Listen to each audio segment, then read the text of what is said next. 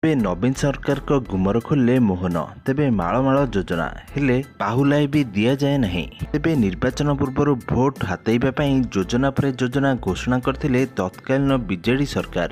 ହେଲେ ଏହି ଯୋଜନା ବର୍ତ୍ତମାନ ସମୟରେ ସବୁ ସତ ସାମ୍ନାକୁ ଆସିଛି।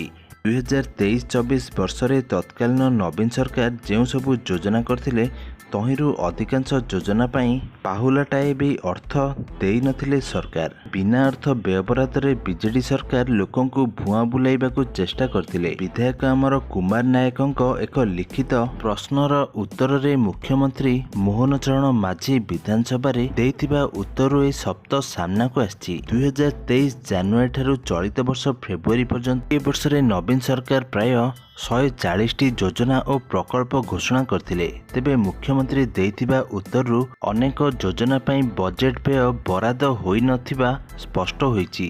ତେବେ ତତ୍କାଳୀନ ସରକାରଙ୍କ ଏକ ଚର୍ଚ୍ଚିତ ଯୋଜନା ଥିଲା ଓଡ଼ିଶା ନବୀନ ଓଡ଼ିଶା। ହେଲେ 2023-24 ବର୍ଷରେ ଏଥିପାଇଁ କୌଣସି ଅର୍ଥ ଦିଆଯାଇ ନଥିଲା। ମାତ୍ର ଅତିରିକ୍ତ ବଜେଟ୍ 1.30 କୋଟି 2024-25ରେ 91,40,000 ଅର୍ଥ ବରାଦ ହୋଇଥିଲା। ତେବେ ଲାଭଜନକ ସଞ୍ଚରଣ ଯୋଜନା, ନବୀନକରଣୀୟ ଶକ୍ତି ଯୋଜନାର ଉନ୍ନତିକରଣ ପାଇଁ ପିଜିଏ ପମ୍ପ ସଂରକ୍ଷଣ ସଂକଳ୍ପ, ପିପିଲି ଚାନ୍ଦୁଆ ହବ୍ର ଉନ୍ନତିକରଣ, ମୁଖ୍ୟମନ୍ତ୍ରୀ କେନାଲ ଲାଇନ୍ ଯୋଜନା, କ୍ରେଡିଟ୍ ସଂଯୁକ୍ତ ସ୍ୱରାଜକାର ଯୋଜନାର ସୁଧ ସହ ଆର୍ଥିକ ସାହାଯ୍ୟ, ତେବେ ଗ୍ରାମ ସହରୀ ପରିବର୍ତ୍ତନ ସହରୀ ଯୋଜନା, ତେବେ ସିଡିପି ରାସ୍ତାର ଉନ୍ନତିକରଣ, କଟକ ଓ ଭୁବନେଶ୍ୱର ସ୍ୱରାଜ ଡ୍ରେନେଜ ପ୍ରକଳ୍ପ, ତେବେ ଏନ୍ଏସ୍ପି ଅନ୍ତର୍ଗତ ରାଜ୍ୟରେ କ୍ଷୁଦ୍ର ଜଙ୍ଗଲ ଉତ୍ପାଦର ସଂରକ୍ଷଣ, ଓଡ଼ିଶା ରାଜ୍ୟ ସିଭିଲ ସର୍ଭିସ କର୍ପୋରେସନ ପାଇଁ କୌଣସି ଅର୍ଥ ବରାଦ କରାଯାଇ ନଥିଲା। ତେବେ ଅପରପକ୍ଷରେ ଓଡ଼ିଶା ମେଟ୍ରୋ ରେଳ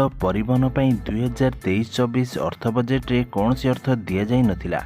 ତେବେ ଅତିରିକ୍ତ ବଜେଟରେ ଏଥିପାଇଁ ଅର୍ଥ ବ୍ୟୟବରାଦ ହୋଇନଥିଲା।